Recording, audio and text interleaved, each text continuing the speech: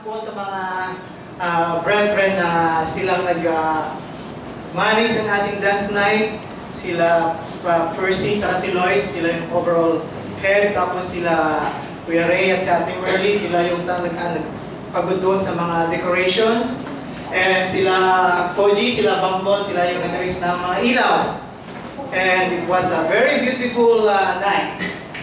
And si Mrs. Teng, ang ganda ng kanyang yung Cambodian na hat. Akala mo authentic, paglapit mo, mga binaliktad lang pala na KFC. Gravy, lalagyan ng gravy. Tapos yung pinakadulo, Maggi sabor. Ang ganda, tapos pininturahan. So it was very beautiful. Ang ganda ng dance night, enjoy ko talaga. And there we saw how much we can do when we are united, when we love each other. Ang saya ng dance night natin. Maraming salamat ulit kay Coach. Siya yung gumawa nitong video na to. So, today, my topic is, ang title ng sermon ko po is, As He Is, So Are We. Ito yung binanggit ni Pastor Rex na scripture doon nung nagsisermon siya, ang bilis lang niya eh. Okay? So gusto ko ito na i-expound ng mas malalim kasi this is very important to us. Kilala niyo po ba si ay wala, sorry, technical na. Ayan. Okay. 31 pa lang po ako. Ay, 41. Hindi pa po ako senior, pero nag-senior moments. Okay. Ayan, si Shakespeare. Sabi ni Shakespeare, kilala siya, one of his sikat na play is Hamlet. And doon niya sinabi, to be or not to be. Ito yung isang part doon. Sabi kasi ni Shakespeare, ang buhay daw, punong-puno ng paghihirap. Minsan, wala kang pera pambili ng mga kailangan mo. Especially nung time nila, may hari, yung mga commoners, ang hirap ng buhay. Maraming nangahapi. Tapos, minsan, umiibig ka, hindi sinasagot yung pag-ibig mo. Sabi niya, bakit pa ba kailangan mabuhay? Ang sabi niya, bakit ang tao nabubuhay pa kahit ang hirap ng buhay? Sabi niya, but that the dread of something after death. Kasi may takot. Ano ba meron pagkatapos mamatay? The undiscovered country from whose born no traveler returns. Wala akong bumabalik na tao pag nakarating na doon. Except of course, Jesus Christ. Puzzles the will and makes us rather bear those ills we have. Mas mabuti pa na tanggapin na lang natin yung mga paghihirap natin than fly to others that we know not of. Kasi pumunta tayo doon sa isang lugar na yung paghihirap, hindi natin alam kung ano. Mapunta nga naman sa impyerno, baka may impyerno, di ba? Thus, conscience does make cowards of us all. So, ang conclusion ni Shakespeare, kaya raw ang tao nabubuhay, kahit gano'n na lang ang paghihirap, kasi takot mamatay. Sabi naman ni Socrates, to be is to do. To become a good person, you must do good.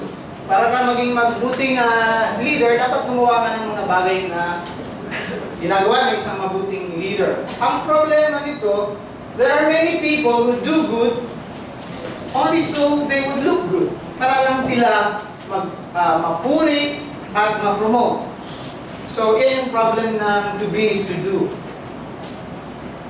Sabi naman ni Plato, to do is to be.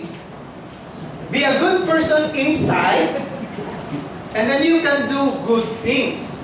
The problem is, there are many good people who do nothing. Sabi nga nila ng World War II, kaya daw nag-prosper yung mga Nazi, kasi yung mga Christians, wala nilang ginawa.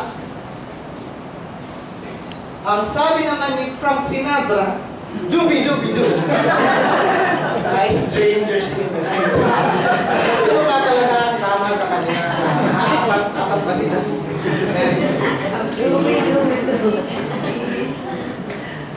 Pag-usapan po natin today yung first John chapter 4. But before that, I'd like to discuss ano ba yung background ng 1 John chapter 1 John. No, yung paano ba in-arrange yung mga letters ni John? Yung 1 John, 2 John, 3 John. Ang nauna ba, chronological ba yun? Nauna ba talaga yung 1 John? Sumunod yung 2 John? O inayos lang dahil mas mahaba yung 1 John?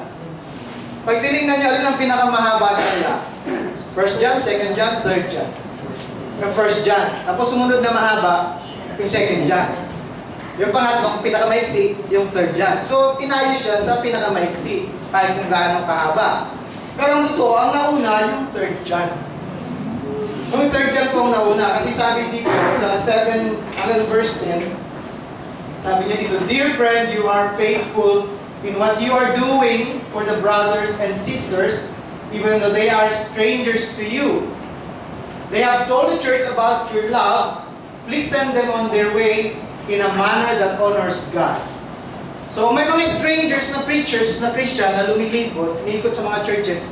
Nagsabi ni John sa kanila, welcome them for the sake of the name. We ought to show hospitality. So united pa yung church. Kahit nga hindi kilala yung preacher, pinapatanggap lang sa church. Pagdating ng sinulat na yung 2 John, chapter 7, verse 11, 2 John verses 7 to 11, pag binasa natin yan, meron na siyang warning. May warning siya not to receive unknown preachers kasi may mga umiikot na sinasabi nila, si Jesus did not come as a human being. Parang spirit lang.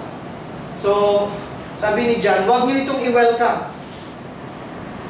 So, dun sa una, i-welcome yung mga preachers. Dito sa pangalawa, huwag na i-welcome. Pagdating sa 1 John, chapter 2, verse 18 to 19, ang sabi ni John, they went out of us because they were not from us. So, ibig sabihin, talagang nag-split na yung church. So, yun yung context ng 1st, 2nd, 3rd John. Pagdating sa 1 John, na talagang nag-split na sila, and then kaya nga sa chapter 1, verse 1 pa lang, sinabi ni John, we heard him, we saw him, we touched him, kasi kinukontra niya yung gospel na si Jesus daw ay hindi naging tao. So, ito yung context ng 1 John. There was a split in the church, and then may struggle. Sino ba talaga ang tunay na believers? Yung mga umalis? Tunay bang believers? Yung United Church of God? Yung Philadelphia Church of God? O yung Worldwide Church of God? O GCI? So there was a problem. Sino ba talaga ang tunay na believers? And that is why John wrote, sinasabi niya, we are, ilang beses niya inuulit, we are from God. We are the ones. Kasi yung mga nag-umalis, kiniklaim nila, sila yung tunay ng mga Christians. So, what is a zombie? A zombie, sa popular culture, na mga napapanood nating movie, akala niya buhay siya. He thinks he is alive, pero sa totoo lang, patay na siya.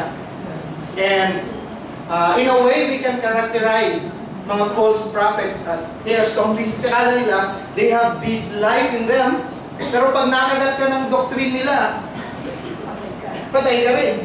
Sabi ni John sa chapter 4, verse 1, dear friends, do not believe every spirit, but test the spirits to see whether they are from God.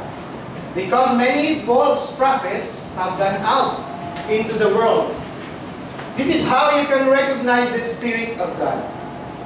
Every spirit that acknowledges that Jesus Christ has come in the flesh is from God. So he was refuting that teaching that Jesus did not come as a human being. But every spirit that does not acknowledge Jesus is not from God. So this is the spirit of the Antichrist which you have heard is coming, and even now is already in the world. So these people, these pretenders pretending to be alive, are actually filled with the spirit of the Antichrist. So they're zombies. So mag-ingat kayo, huwag kayong makagat, because you will also become a zombie. So this, yun sinasabi ni John. So they were already Antichrists even during this time. So, what are we? We are victors from God, sabi ni John. Kung sila yung zombie, tayo, what are we to be? What are we? Ano yung being natin? Ano yung identity natin? Sabi ni John, kaya nga ina-assert niya na tayo, we are the ones who are from God. You dear children, are from God and have overcome them, those that teach false doctrines, because the one who is in you, Jesus, is greater than the one who is in the world. They are from the world and therefore speak from the viewpoint of the world, and the world listens to them. We are from God, and whoever knows God listens to us. But whoever is not from God does not listen to us. This is how we recognize the spirit of truth and the spirit of falsehood. Beloved, after so many doctrinal changes sa church natin, yet we are still here. We are the veterans. Nakatayo pa rin tayo, nandito tayo. Because we are from God. This is from God. Because kahit hindi natin masyado naiintindihan yung doctrine, we live by love. Yung hindi natin kayang basta nalang iwanan yung pagmamahal natin sa isa't isa. So, you are God's. You know? I know people in the church nung nasa Legazpi pa ako. Actually, some of them were elders, and they were sila nagsisermon, sila yung nagkukumpas every time may kakanta sa hymnal. But when nagkaroon ng changes, immediately nawala sila lahat. It was so sad. Yung isa, naging Iglesia ni Cristo. Yung isa talaga, hindi na lang siya naniwala kay Jesus Christ. He just chose, sabi niya, ayoko na magulo. I don't want to believe in Christ anymore. Yung iba, they just simply left and they pursued a secular life with nothing to do with the church or with God. So, namatay yung pag-ibig nila sa Panginoon. Yung mga puso nila nanlamig. And their lives have been choked by the thorns, sabi nga sa Gospel of Matthew, by the cares of this life. The spark of the Holy Spirit sa puso nila nawala. The world has overcome them. And it's sad. It's very sad. But we, John says, we are victors from God. So, pahawakan natin itong identity na ito. So, this is who we are. We are victors from God. We remain to believe. Para sa akin at para sa inyo, the greatest thing in our lives is ang relationship natin with God. And our relationship with each other. That we can call God our Father, and that Jesus should call us friends. There is something so amazing when you are a friend of God, when you are a friend of Jesus. Kagaya ng sinabi ng God, should I not tell Abraham kung ano yung gagawin ko? He is a friend of God. So, sinabi ng God kay Abraham kung ano yung gagawin niya. I'm sure marami sa atin, marami sa inyo nakaka-experience that when God is going to do something good or He's going to give a blessing, hindi pa nangyayari yun, napupuno na kayo ng tuwa. Experience niyo ba yun? Parang may darating na masarap. Masaya ka, parang masaya lahat, parang lahat ng tao sa mundo mabait. Masaya, hindi mo naintindihan bakit ka masaya. Pero a day or a week after, biglang darating yung blessing. God does something beautiful. God does something amazing. Because we are God's friend. We are Jesus' friends. Kaya sinasabi sa atin yun ng Holy Spirit. And we feel that. We feel that in our hearts. So, if this is the most beautiful thing, not to become a friend of God, and then to live a life na nararamdaman mo yung will ng God. Alam mo na, yung buhay mo, you are living in God's will. And then, you feel kung ano yung gagawin ng God. It's ang ganda ng pakiramdam. But sometimes, you feel, biglang nawawala yung this feeling na ginagay ka ng God.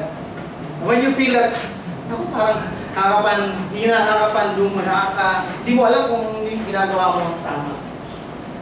But we are God's friends and we are victors from God. So that is who we are. It's our identity. And in the next 5 to 6 verses, John tells us what to do. We love one another. So, basahin po natin ito. Dear friends, let us love one another, for love comes from God. Everyone who loves has been born of God and knows God. Whoever does not love does not know God, because God is love. This is how God showed His love among us. He sent His one and only Son into the world that we might live through Him. This is love. This is true love. Not that we love God, but that He loved us and sent His Son as an atoning sacrifice for our sins. Dear friends, since God so loved us, we also ought to love one another.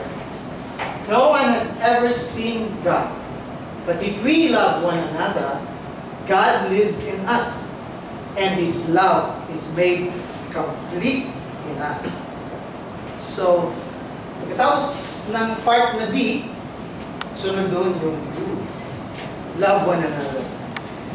Love is defined more clearly in 1 Corinthians 13. Love is patient. Love is kind. It does not envy. It does not boast. It is not proud. It is not rude. It is not self-seeking. It is not easily angered. It keeps no record of wrongs. Love does not delight in evil, but rejoices with the truth. It always protects, always trusts, always hopes, always perseveres. So, in summary, love is being kind. Love is being patient. Love is always seeking what is the best for another person. Always seeking them to grow in their relationship with God. Always seeking to help them, being generous to our brothers and sisters. Everyone in this room, lahat tayo, that person sitting next to you, ikaw, we were all born to be loved by God. Pinanganak po tayo para mahalin ng ating Panginoon Diyos. At ipinanganak po tayo para mahalin natin yung ating mga katabi sa atin. They were born also so that you will love them, so that we will love each other. Hindi madali magmahal. Especially pag medyo yung lalo na yung kakilala mo, lalo na yung kapatid mo na siyang kilala ka, na siya yung nakakasakit sa iyo, mas mahirap mahal. Sa mission field, hindi problema yung mga tao na sisharean mo ng gospel. Sa Thailand, ang mga Thai, very polite. Pag sinisharean mo ng gospel, tango lang yan ang tango. Hindi mo alam kung naiintindihan o tinatanggap yung sinasabi mo. Kasi nga, they are very polite. So, nakikinig yung mga tao. Ang problema, yung kasama mo. That will be your problem. Especially pag pagod na kayo. Tapos, hindi niya ginawa yung trabaho niya. Siya pala yung dapat maghugas ng pinggan. Ikaw, pagod na. Nandiyan pa, ang gulo pa ng lababo. So, doon ka magagalit. So, doon matitest yung pag-ibig niyo sa isa't isa.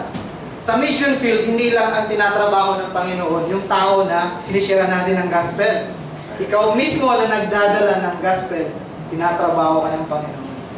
You will find out many things about yourself. And then, God will show you. Sabi kasi ng God, alam mo, we are not compatible. And I do not change. Hindi ako nagbabago at hindi tayo bagay. Sino magbabago?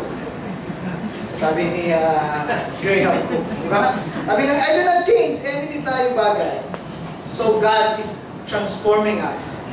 And in the mission field, yung fast track po yan. Mabilisan po yan na pagbabago gagawin sa inyo ng Panginoon. Kaya kung pagbalik ni Tita Mina at Ate Mercy, magkaaway sila, huwag po kayo magkakaaway.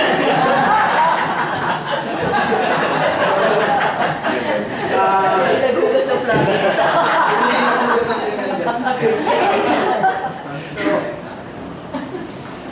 So after ng do, we be. Sabi ni John, we know that we live in Him. This is our identity. We live in God. And He in us. Because He has given us of His Spirit. And we have seen and testified that the Father has sent His Son to be the Savior of the world.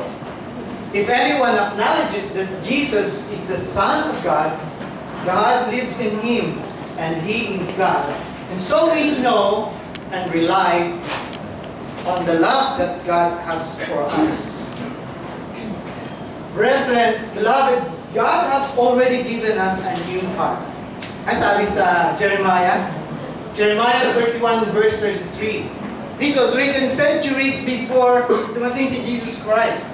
Sabi ng God, this is the covenant I will make with the house of Israel. After that time, declares the Lord, I will put my law in their minds and write it on their hearts. I will be their God, and they will be my people. And this heart is your heart now. Because you are in the new covenant. Each of us. Ito na po yung puso na binigay ng Panginoon sa atin. Satan would like to lie and tell you that this remains to be our hearts. Sabi sa Jeremiah 79, the heart is deceitful above all things and beyond cure. Who can understand it? Yung puso mapagsinungaling at panloko. Andaraya. Hindi na po ito yung puso natin. Puso po ito doon sa mga tao that are unregenerated. In the Christian life, we find first who we are. And then, that's when we can do. Yung identity muna natin. So mali si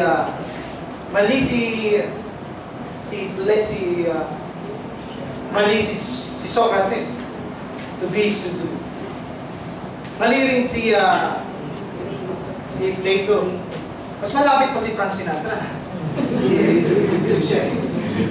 Pero hindi na po ito yung puso natin. This is not our hearts. In the Christian life, we find first our identity, our hearts. Ito na po yung binigay ni God sa atin. That is why we can live according to God's will. Because we live in God. And then in John 14:16, Vidas 18, it tells us to do again. Napansin niyo ba si John? Paikot-ikot. Pag binabasa niyo yung 1 John, paikot-ikot siya, pabalik-balik. God is love. Whoever lives in love, lives in God. And God in Him. In this way, love is made complete among us. So that we will have confidence on the day of judgment. So, si Shakespeare, takot siya mamatay. Kasi di niya alam kung anong mangyayari pag namatay siya. If he dies, what will happen? What is beyond death? But here, we are assured. We will have confidence on the day of judgment. Why? Because in this world, we are like Him. In this world, we are like Him. Sabi sa Greek, as He is, so are we in this world. There is no fear in love, but perfect love drives out fear. Because fear has to do with punishment. The one who fears is not made perfect in love. if you have fear towards God, that is not from God. Kung iniisip nyo pa na baka may katiting na parte sa Panginoon, sa Diyos, may galit siya sa akin, nagkasala ako kanina. Galit siya sa akin. Wala pong galit sa atin yung God. Kahit anything. Because He loves us. So perfect love drives out fear. And if we understand who God is, if we understand that God is love, there should be no fear in our hearts, in our relationship with God.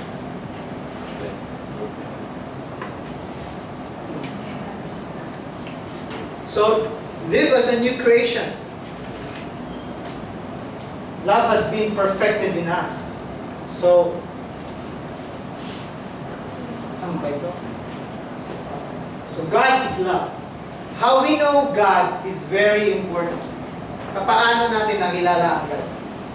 Kasi, kung paano mo nakikilala ang God, it affects your view, your life. For example, pag ang tingin mo lang sa God, ang pinaka-center, if the most central character of God is sovereignty, most likely, ang doctrine mo is a doctrine of exclusion and grace. May mga pinili na yung God. Dahil because He is sovereign, may mga pinili na ang Diyos na mapunta sa langit at may pinili na yung Diyos na mapunta sa impyerno. So yun yung usually nagiging takbo ng doctrine. Pag ang doctrine naman nila about God, the central character of God is holiness, ang obsession is always with sin and judgmental yung attitude. Kagaya ng pastor na yung pastor ng church na pinupuntahan ng mga kapatid ni Ate Rexy. Sasabihin niya sa mga members niya, sabihin mo sa katabi mo, baboy ka. Eh, sino siya? Siya yung tatay na baboy. So, yun ang problema nun. Yun yung center kasi. I'm not saying these are not part of God's character. But the central character of God is love. And pag ito yung central character ng God that we understand Him to be, we will have a life of unity with God, union, and yung participation in the world that He is creating. He is creating a new universe. And beloved, you and I are co-creators of that world. Yung mga tao na dadating doon, the people that will become children of God. Because as who Christ is, so are we in this world. Yan yung sabi ni John. As He is, so are we in this world. If there is any verse that you take home after my sermon, kasi alam ko, kahit nakikinig kayo sa akin, iba-iba yung kahit gano'ng paliwanag ko, iba-iba pagkakaintindi nyo ng sinasabi ko. Kasi iba-iba kinain nyo sa almusal eh. Iba-iba interpretation nyo dito. Kaya at least ito maliwanan. So when we are communicating, lahat ng tao, iba-iba yung pinagdadaanan. So sometimes iba-iba yung kinukuha nilang mensahe sa message. But at least ito maiwanan. As He is, so are we in this world. This is our identity. This is who we are. So unahin muna natin, let us first start in this. That as Jesus is, so are we. Can you read this aloud?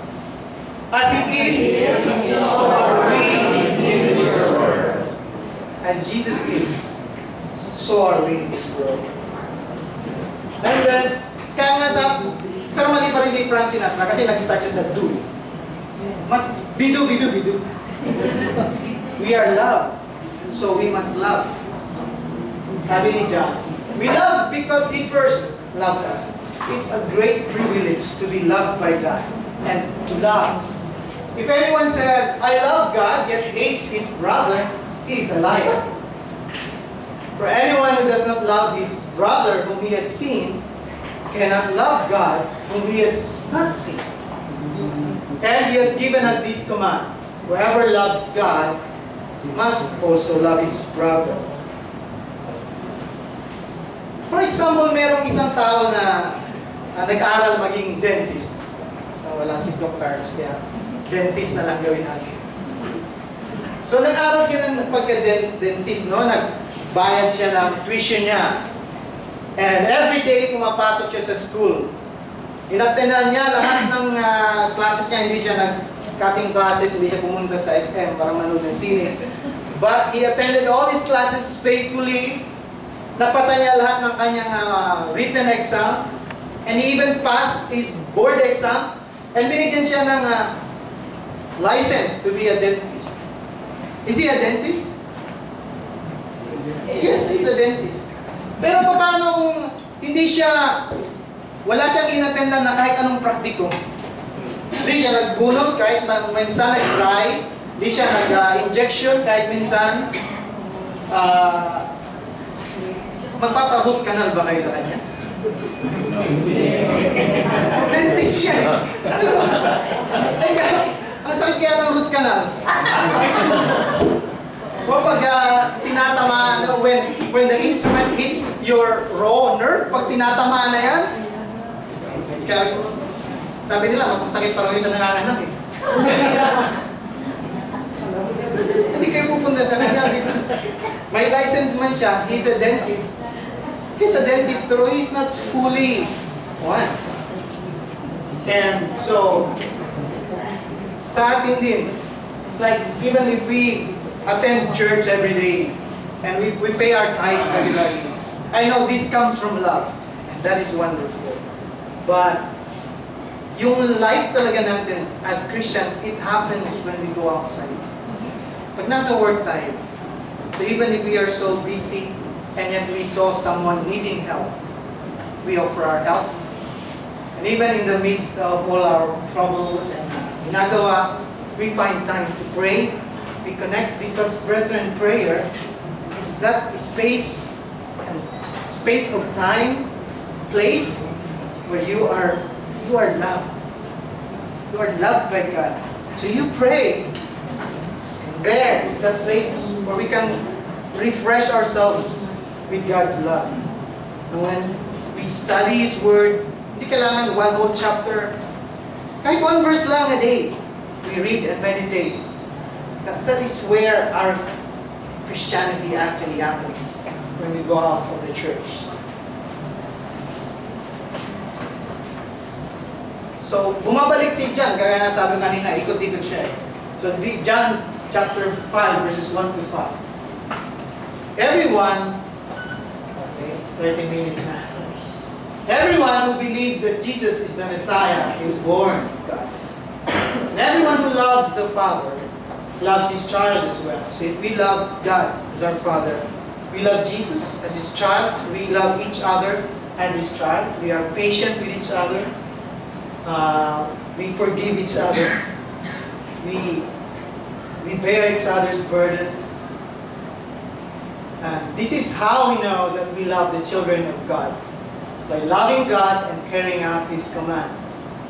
This is love for God. Obey His commands. And these commands are not burdensome. For everyone born of God overcomes the world. So sa chapter 4, sa unahan, verse 1 yata, he already says that. We overcome the world.